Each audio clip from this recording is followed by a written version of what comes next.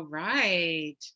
Well, hi. If you happen to land on our Facebook page here at the Nonprofit Partnership, you can see that we are going live uh, with our stories, our time today. So we're totally excited about today's interview.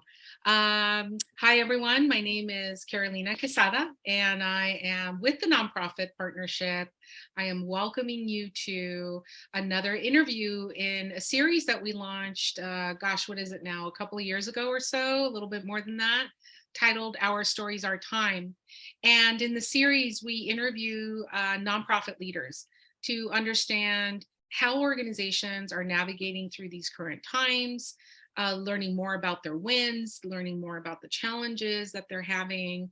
And of course, in the process, we're getting to know who's leading these organizations. So it's always really interesting to get to know more about the impact that organizations are having in communities. But at the same time, what's the backstory? We all have a story. So you will soon hear the story behind the organization that we're going to interview today and the founder here. But before I introduce our guest today, the Nonprofit Partnership wishes to thank the Port of Long Beach for their generous sponsorship of this interview series. So without further ado, please let me introduce Ishmael Pruitt, Executive Director of Project Optimism. Ishmael, it's always great to see you, to talk to you, to convene with you. Welcome. Thank you. Pleasure to be here. So Ishmael, let's learn a little bit more about you. You are co-CEO and Yes. co-founder. So we're going to talk a little bit more about this co-leadership model in a bit. But tell us more about who you are, how you came to be working in this field, and your interest in working with youth. Tell us more about your story. Absolutely. So I'm originally from Northern California, a city called Vacaville. Grew up in a split family home where I had two parents that were completely different as far as their parenting style and their access to resources. And had the opportunity to be raised by my father, where he provided a lot of guidance and structure. But as I grew up, I started to see some of my peers sway away from what I believe was the way of being as a child. And so many of them were in juvenile hall, many of them getting suspended in fights. And I would just question, why did they go that path and I didn't? And as I took more inventory around my surroundings, I learned it had to do with the presence of role models and the presence of resources. And so at that moment, I decided that I wanted to invest myself, providing myself with the knowledge and competencies to be a resource to my peers, but to the community abroad. But at that time, I truly didn't know what that looked like. Um, but one thing, my father was in law enforcement, and so I thought I was going to go into law enforcement. And fortunately, I was accepted into Sacramento State, which at the time was one of the top criminal justice programs in the state of California or west of the Mississippi. And so I thought I was on this great trajectory for being in law enforcement. Unfortunately, just with my learning of just how life works, society, I chose not to go a path of law enforcement. But I wasn't sure what I was going to do through my college. But before I really came to that level of understanding, I actually was issued letter of disqualification from Sacramento State from academic performance. And so at that moment, I started to think about, am I becoming those statistics that they talk about Black males being in higher education? And so fortunately, I was able to get an opportunity to be reinstated in Sacramento State. And that first semester, I was a youth mentor at one of the lowest performing high schools in the city of Sacramento, which is Hiram Johnson. In just one semester, I saw how youth gravitated towards me, the confidence that I was able to instill in them, but I was able to develop as a young person. And from then something clicked and I became a standout student, a student leader, starting clubs, joining clubs, becoming RAs, all the traditional things that you're supposed to be involved or you're encouraged to be involved with as a college student I was a part of. And it happened overnight. And so from that experience, I told myself that I wanted to allow my peers to have the same experience. and see if they will be transformed through the art of mentoring and being in the lives of young people. And so as I got my peers, my Black and Latino friends to be engaged with youth, they started having these same experiences that I did. And so when I graduated, after accepting the fact that I wasn't going to law enforcement, I asked myself what was going to be my next goal. And I thought about that opportunity that I had to be a mentor to a young person and understanding the development that happens for college students while they're serving someone else. I wanted to create a profession through that. And so from then, I intentionally engaged in specific activities and jobs from middle school special education teacher to working in higher education for a number of years so that I can develop a full understanding and skill set and expertise to run and operate a successful nonprofit. And 7 years later, 8 years later, we're here. This is why I love to ask the question, tell us about you, because now my admiration and respect for you goes even deeper, Ishmael. And Thank I've you. had the pleasure of interacting with you in different spaces where, we're getting to support more youth-based programming, for example, in our city and in our region. But I think your story and what you've shared really highlights the fact too that even like as youth, as young people, there's a certain awareness about circumstances, right? In life, there's a certain awareness about Mhm, circumstances that you see in other people, maybe in your neighborhood, sometimes in your own family. And you really start to look at why, like why is this happening? mhm, Or why, am I so interested perhaps in either going in a different direction, or you see that there's so much talent in the community or with folks or go to school with, but yet oftentimes there are different pathways that youth go on. absolutely. And I think a lot of times, sometimes youth just don't have the terminology to describe what they're observing and what they're feeling. And so that's why mentorship was so important for me. I do advocate for academic success and academic achievement, but just understanding yourself and how to articulate what you're feeling and what you're experiencing, I think is transformative and allows someone like myself to exceed beyond the classroom and become a civil engaged philanthropist, for lack of a better word. So Yeah, it's no, important. absolutely, you hit that one right, you hit that nail on the head there. So again, and also your experience as a college student, that just brought about, I think, moving beyond awareness and acknowledgement of where you were at that point. But it allowed you to see, wow, there are real situations that are happening to students in the university environment. And once you pass those doors and you're a Mhm. university or a college student, there's a whole different level of challenge there too. Absolutely, absolutely. I am. I consider myself. My approach is mentoring the mentor, and so I work with the mentors and develop them. And one thing I constantly say is, once you graduate, you're kind of like just an adult. You don't have that stamp of being a student anymore because everyone's trying to figure out life after high school, after college. And so I really try to get them to take advantage of every experience they possibly can to just prepare them for, or as much as they can for life, because you really can't be prepared. There's just so Yeah, much to happen. So we're on the same yeah. page. And so many crossroads, right? So many Right. crossroads at this age. So Ishmael, I've gotten a chance to know a little bit more about Project Optimism, your website itself. You talk a little bit about the history, but kind of bring us to that point where you realized that Project Optimism had to come into existence. The organization has some deep and really significant roots already. I mean, just your story alone. But kind of lead us to that point right as you were launching Project Optimism. Like, why Project Absolutely. Optimism? Um, so I found a lot of success in starting and leading organizations at Sacramento State. And so mentors would tell me if you could lead volunteers, you could lead employees because you don't have any monetary anything to hold over their head. And so I really took advantage of how many types of student groups can I be a leader of to create practices that can sustain beyond me. And that's to me what real legacy work is, where I don't physically have to be there for my vision to exist. And so having that skill set kind of gave me the confidence. And so when I was thinking about our nonprofit mentorship, I think the first thing we all figure out is like, what are we going to call ourselves? And my favorite word for some reason was just optimism. And I was like, optimism as a nonprofit is not the coolest thing. So how can we put something on it? Um, but optimism, for me, we're not a faith-based organization, but I am a believer.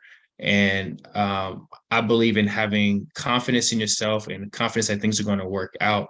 Allows you to continue to push forward in hopes that things are going to get brighter, going to be greener on the other side. And so it's like, how do we incorporate the word faith, but not being a Christian-based organization? And that's where optimism just clicked. And so we stuck onto that name, and then we were Googling a whole bunch of nonprofits, and uh, we just came up with Project Optimism, and our goal was to see the community as a large project that needs the different skill sets and expertise of every community member. And so, a lot of times when it comes to working with youth, a lot of people say, "Well, I'm not that funny. I don't have the patience." But I think youth need different components of young adults. They need the funniness. They need the person who's athletic. They need the person who's an introvert, extrovert, the person who likes arts and crafts and music. And so our youth and our community are the project, and the young adults who are working in our program are the artists who are creating these beautiful children in this community. And so that's how Project Optimism, where we're fostering optimism amongst our youth and aiding in their development so they can see themselves beyond the circumstances that they were born into. Because we, really speaking, no one chose that, hey, I'm going to be born. I want to pick that family in that neighborhood in this community. We're born into it, and we have to make the best of it. And so, unfortunately, there are a significant amount of people who are born in families where their family hasn't really figured out how to navigate life in a healthy fashion. I won't use the word successful, but healthy, where mental health is talked about and self-esteem is talked about and boundaries and all those things. And unfortunately, our schools don't have the capacity or willingness to prioritize those things, because I don't know if I'm going too deep, but a lot of times school is about workforce development, getting people ready to work. And as we see with the pandemic and everything just shaking up, folks are like, I need to focus on me. I can't go back to working the way I was. And so this is our way of getting ahead of those things, where we could have young professionals who have better boundaries, better under sense of self, and an overall understanding of just service and commitment to the community. And if we could plant those seeds in the fourth and the fifth grade and in middle school, then when they're at Sacramento State and Long Beach State and all those different universities, I think they'll be well prepared for the unexpected challenges that they're going to have to endure. So that's how we came up with the name for Project Optimism. And so I was in the process of starting the organization myself, and then my co-founder Armani Easley was also creating an organization. His was called Positive Images, where he was bringing young adults together to just engage in intentional conversations about the community and what we're dealing with. And I happened to go to one of his mixers, hosted at a friend's house, and him being the facilitator, we know he normally is facilitating, but the activity led to him and I being a pair. And in that conversation, we kept sharing what we were aspiring to do, and we kept finishing each other's sentences. We're saying like, "Oh, I want to do that too. I want to do that." And so it was a transformational moment, because I was like, okay, I finally have someone that actually is exactly on the same page. But pride and ego is a thing, so we have to be like, I don't know if I want to collaborate or if you're going to take my lead or vice versa. So that led to us going to a coffee shop in Sacramento, and sitting down on a sticky note and just brainstorming, like, what does collaboration look like? Maybe it's not a whole business. And we prayed on it. We went to a couple parks. We just kept brainstorming. And after a couple of weeks, we said, let's just give this a try, because his partners that he's tried to coordinate with, it wasn't successful. Same thing on my end, it wasn't successful. I think when people think about entrepreneurship, they're looking for instant monetary gain. And I needed people to know that there's no money to be made right now. We're going to do this because our youth need it and our community needs it. And then when we get there, we'll revisit that conversation. And he was the first person who was on that same page, where we're going to work our other jobs and we're going to build this thing up until we're ready to quit our jobs. And 2020, that's when it happened. So it's been a good journey. Yeah. And I think it was shortly after that that we started interacting with you. Absolutely. We met you. Yes. Yes, So yes. thank goodness for those meetings in the park. Can I just say? It worked out. It worked out. So it's interesting because you found that great team chemistry in your Yeah, colleague who today is not just a co-founder, but is also a co-CEO. How absolutely. is that co-leadership model working? A lot of people are really curious about that. Yeah, it's definitely different. What it initially it was to make sure that neither of us forgot the other person's value Mhm. and contribution to be made to the space. I think sometimes when we look at titles and what we understand that title to be, it changes how we view other people, how people view us. So it kept us saying that person has just as much influence to make a decision. So let's be on the same page. Unfortunately, we were built a very strong relationship because at the time we were just acquaintances and we became best friends who actually ended up being in my wedding. And through the conversation, there's a level of trust that we've built where is we kind of removed the title. So we are the co-CEO, co-founders, but we're business partners and brothers at the end of the day. So he has to trust my vision. I have to trust his vision. Through the years, we started to understand each other's skill sets and where people show up best. And so I'm the more analytical, strategic person. He's the more like outward facing uh, communicator. And so when it comes to the youth programs, if he has a new innovative idea, I'm gonna take his lead, but then I may say, okay, well, how are we going to assess this on paper, and what is our system to make sure this is sustainable? And we trust each other's leadership, and we've been able to navigate it. It also makes it easier because in 2017 is when I relocated to Long Beach to get my master's in student development. And so once I relocated, I decided to stay in Long Beach and to work on expanding the nonprofit to Southern California, which was our vision. It just wasn't supposed to happen that quick. And so that allowed him to have more autonomy in Sacramento as well. And for me to start fresh in Long Beach and build a brand new team of connections and resources. So that balance, that transition made the balance a lot more easier than it may have if we were to start in Sacramento and stayed in Sacramento. Yeah. Wow. What wisdom you're imparting in this lifespan of Project Optimism, and I think the different ways that you've been trying to really maximize the talent of two folks whose heart is not just in the best place, quite honestly, but you have very particular skill sets to offer. And I got a chance to meet Armani not too long ago. It was over a phone. So Armani, hats off to you if you're watching this interview. Uh, Thank you. Shout out to Armani there. So getting back then to the core, and thank you for all of that, Ishmael. I think it helps one to recognize and understand a little bit more. Gosh, what's really driving this vision that Project Optimism has. But let's focus a little bit on the work of the organization. What right now is your focus, and if you've had to just sort of kind of talk about the evolution of your programs and your activities. Give us a little bit more of an insider's view on of what that looks like right now. Yeah. So when we first started, it was completely voluntary. Again, I had just graduated college, had some student loan leftover money, and I actually used some of that seed money to get us started as an organization. And so we used that money to host a fundraiser event, which brought in some extra revenue. And we ran our first program free of charge to a school in Oak Park in Sacramento, a school called Fortune School of Education. It's a charter school that I had worked at as a special education teacher.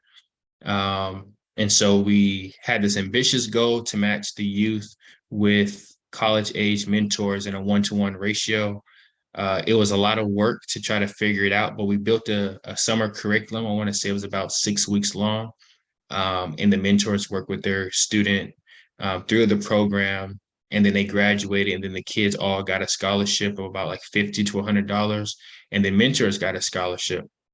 And so once we successfully did that, that was with us running the program. We call that Sankofa Project. So that was The word Sankofa comes from the Twi language in Ghana, meaning go back and get it. And so we're really trying to teach our college students about going back to the younger generation and giving them knowledge and wisdom that you have. How did you make it to college? How did you overcome these circumstances? And just overall being vulnerable and telling your story, so they can learn from it and take pieces and move on through the next journeys of their life. And so we tried to replicate that over a period of time, but understanding that the sustainability of volunteer mentors, especially at a one-to-one ratio, wasn't going to be sustainable, Mhm. because schedules change for classes. People stop going to college, they transfer to other colleges, a number of different things. And so we started to revisit and rework the program where we became mentorship groups. And so we created about a 1-to-5 ratio where we were able to eventually hire mentors for us a year long, where they work with a group of 5 students, but they also go to our curriculum. And that started off as a semester long program, and now it's become a year long program. That was initially community based, where we kind of just pull kids from the community. And now we actually are contracting with school districts to work with specific schools with at promise youth who are in need of these services on a more holistic support. And so in education, they use a level of engagement from tier 1 to tier 3. Tier 3 is very intensive, individualized support. And then tier 1 is more like a workshop checkbox type of thing. And the youth that we're working with, they're not going to develop from just one workshop or 2 workshops or a conversation. They need ongoing support. And so our program today is called POMS, Project Optimism Mentoring Sessions. It's a year-long program where after school they have 32 workshops that they do with the mentorship cohort, where their mentors are present and they're talking about SEL, social and emotional learning, um, and a number of different topics just to build their self-esteem, their confidence, and the well-roundedness. We provide workshops to their parents to teach the parent about the concepts that we're teaching the child in the space. And then the mentors visit them at school once a week to engage in additional conversation and support around just the supports that they need, or maybe giving them resources, making sure they have a backpack, making sure they have a pencil so they can stay locked in and focused. And then from that, we've seen a lot of success in the students' overall confidence and their commitment to learning. And I would imagine that in that system, in that structure that you've developed to support these students, that you're also bringing the mentors along in some degree of like Mm-hmm, development for them as well. I would imagine that a good number of your mentors are also similar in age, right? So their mm-hmm. experience might mirror a You little are. bit of the kind of background or experience that the students that you're serving have. Yeah, absolutely. So we're actually in the process of, now that our mentorship program has grown and become sustainable, well, we're not concerned about if we'll be able to run the mentorship program. Our next goal is how do we better support and develop our mentors who are in the program. And so we've done workshops and different things, but now we're developing an intentional curriculum to foster support for our young adults, because we've recognized how the pandemic has affected folks in multiple different ways. We Right. understand the financial needs. We understand that sometimes our mentors are there for um, just a year, but they actually never had a job before. And so, how do we prepare them for life after Project Optimism if this was their only job? Mhm. So we're trying to incorporate things like resume building workshops and public speaking, and doing a lot more ongoing assessments of them as a person, not just about their job duties, so that we're serving the child and the mentor together. And that's awesome because that is really in many ways the key to community building, isn't it? Yes. That you're seeing it for the holistic system that it is. Right.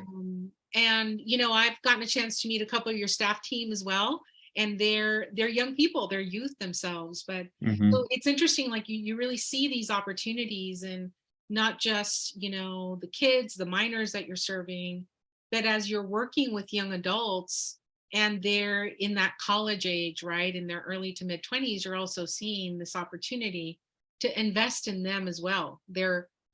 Some of them are probably done with school, or they're still looking at that educational trajectory, but you're being very intentional in that, in how they're integrating as well. I think if you invest in your staff just in general, but specific our younger staff who are still trying to figure out what they want to do, and Yeah, they went to college and they say, okay, I'm supposed to get a job now, but do I really want to do those things? And so if you're able to capture a young person that age, they actually become an asset to your organization, because they don't come in with one way of thinking. Like they didn't work at a corporation and come into your job and saying, this is how things are supposed to go. They're going to ask a whole bunch of questions and make sense of what's the new way of approaching this task or this project or this idea. And so they've challenged me to think about things differently, because I'm typically informed by my approach from higher education, from working in a school. And it's like, Ishmael, why do we have to do it like that? And I'm like, you're right. We don't have to do it like that. We can do whatever we want. And so they've become a really big asset to the team. And then if you give them a chance, they're looking to take ownership, where you feel like, I don't know how to put it into words, but they just take ownership of their role, beyond just showing up to work. So I get emails from some of my staff like, "Hey, we should go to this restorative justice training," and I'm like, "How did you find that?" I'm like, "Fine, everybody sign up because Jalen just sent this training for us," and he hit the nail on the head. But it's become a part of who they are. They wear our Project Optimism shirts when they're out and about, and so they've really put on Project Optimism not just as a job, but as a part of who they are. And I feel like that is going to create that ripple effect for our youth. absolutely. Oh, absolutely. So kind of pivoting a little bit too, I know that your organization is also focused on community engagement. Can you Mhm. kind of share a little bit more about what that looks like and maybe how that also complements the very direct service to youth that you're doing? Yeah. So the as an organization, we understand that we're not going to be able to serve every child in our actual program, at least currently, and really realistically ever. But there are some kids who may not be able to be a part of our program because they have extracurricular activities, parents are not able to pick them up late, whatever the issue is. But there are other circumstantial needs that affect um, a child's ability to be successful in school and just feel confident about themselves. And a lot of it comes down to the material conditions in which they experience. And so, for example, I've noticed that there wasn't toy drives and back to school events in North Long Beach and Houghton Park area. And I imagine there's quite a few kids who go to school with backpacks that need to be upgraded, or no backpacks, or no pens or pencils. And I know what it's like to have to borrow a pencil from a friend, but then you get in trouble for talking, and it creates a domino effect to other things. And so for us, we try to improve those conditions so it takes off some of that financial strain from the family, so that the family could be able to celebrate their child in other ways with their finances, or just take care of those things. And so each year we host a Power of Giving event. One is a back to school drive, and one is a Christmas drive where we're giving the toys, and we're giving or back to school supplies like backpacks, etc. But we also ingrain resources that the family and or the child will need access to support them.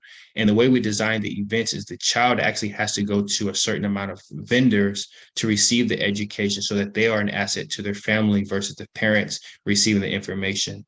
Because again, we're trying to build leaders in the family and the household. And so if a child knows about um, different things like shelters to food support to health, medical support, um, infant care. There's a number of different resources that we tend to have available. Stuff even has to do with economic development and housing and such like that.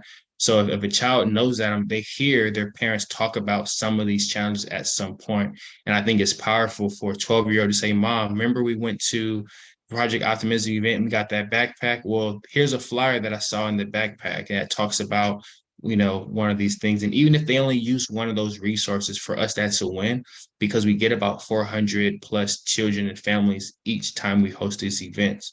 And so we're giving the people what they need: a fun, engaging, safe space where they can get resources, get education, and have a good time. And there's just a need for it. So that's just another creative way. where it's unstructured as well, not a very intentional curriculum, but they can just come get some resource and be around other youth in their community in a positive light.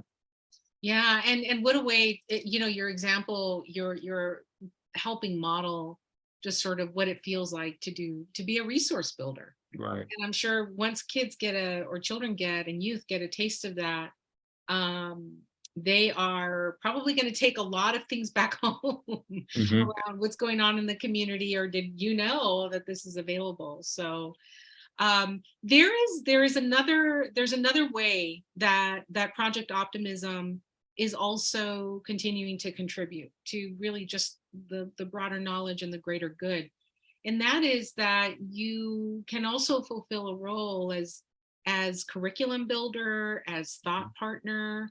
um, there is a little bit of I was looking at your website, so I know that you have been looking at, how you're intentionally building this curriculum. Do you find that you're collaborating with others to really share more of the model that you have? I have. Um, what I would say is our approach is a lot forward thinking than I feel like a lot of organizations or schools are ready to invest in, because of how many layers of support, how many staff are involved with just this small group of students.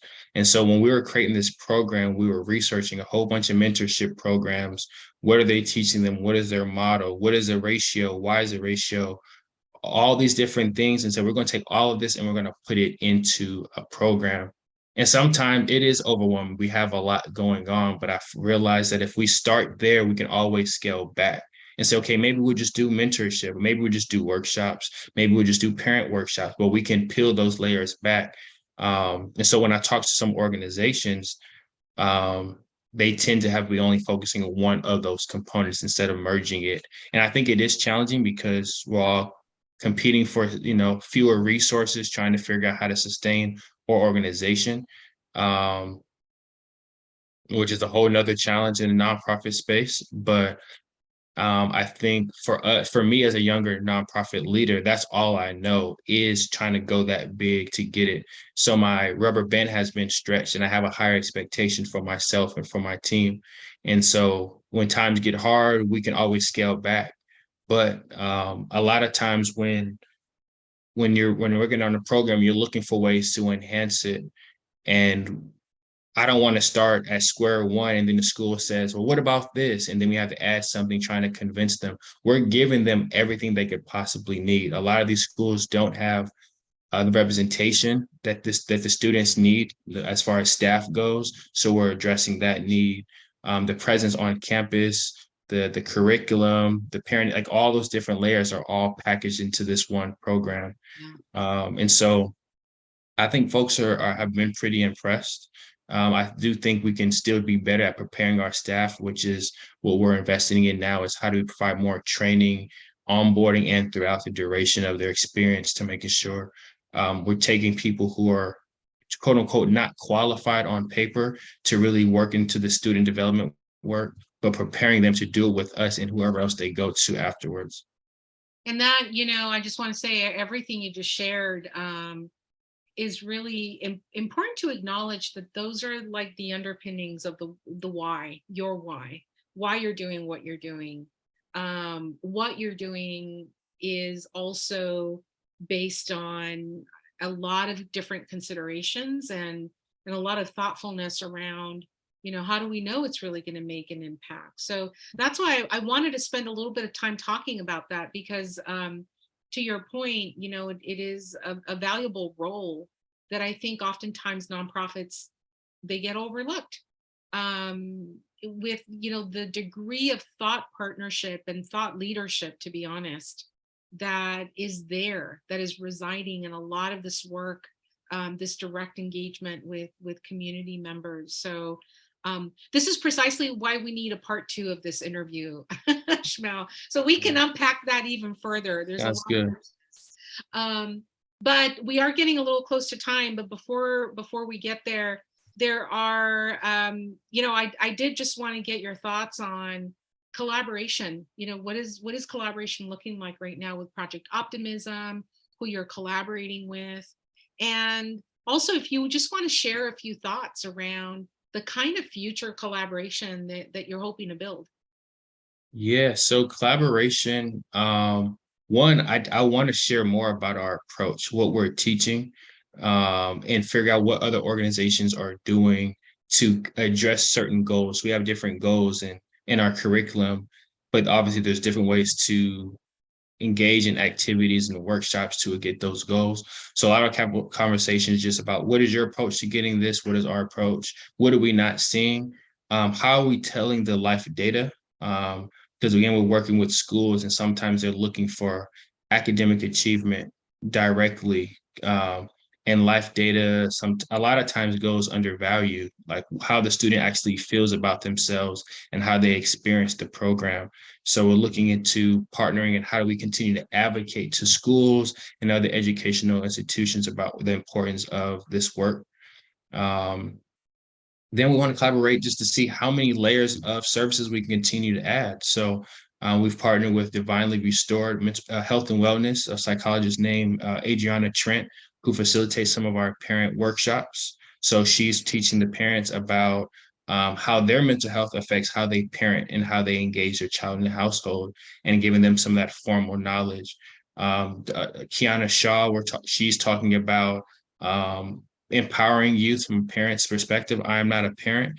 So sometimes when I'm talking to parents, they kind of like, well, what do you know about raising a teenager? So bringing them and their expertise in there so they can be a part of our approach. It's more like a team effort.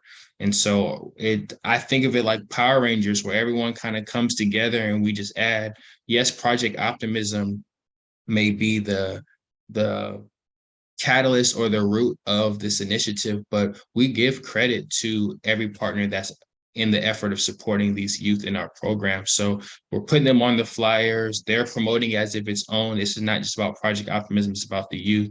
And so we're just continuing to just add tools to our tool belt or being a part of other people's tool belts. And in the future, right now, I think our priority is also shifting to how do we partner with higher education institutions more formally to create an intentional pipeline to identify college students of color to work with us in a formal capacity.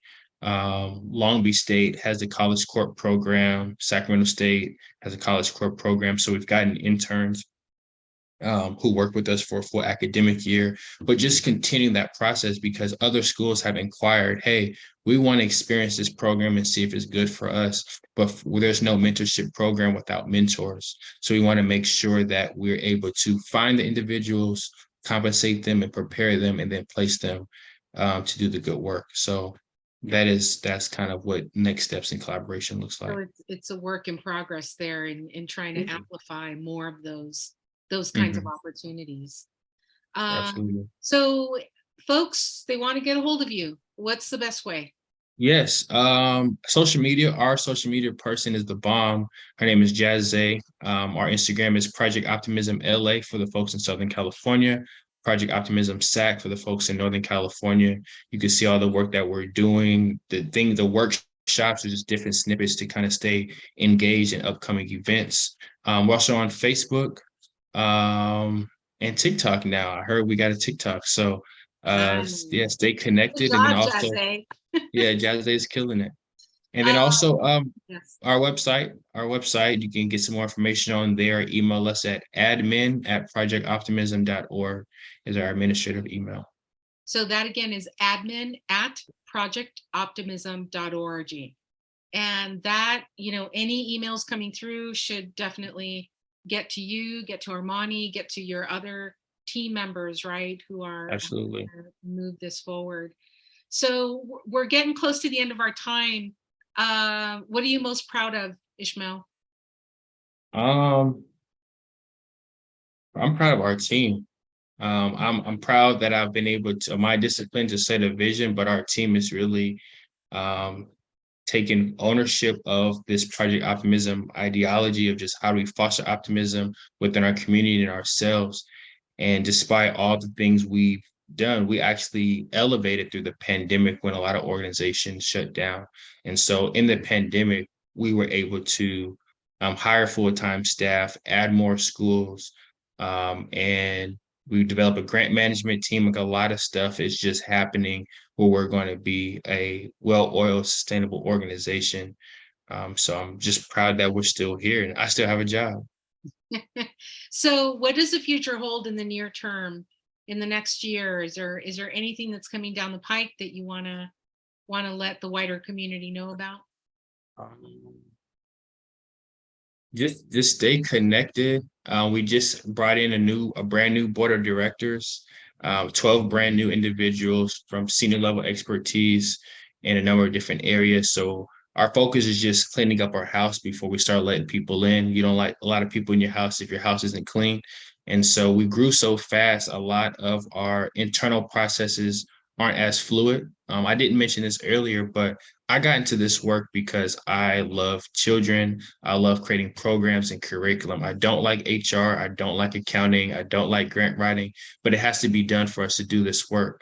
And so our priority right now is just to clean up house, to making sure we're good during this upcoming fiscal year. And in 2024, we plan on adding more programs and adding some of the programs that we previously initiated. Absolutely. And to that point, growing those collaborations. Absolutely. So, well, Ishmael, it's been an absolute pleasure. I'm not kidding. Thank Part you. two should be in the works. Sounds good. Thank you. Thank you so No much. problem. And Thank you for please, having me. anyone watching this, please be on the lookout for Project Optimism.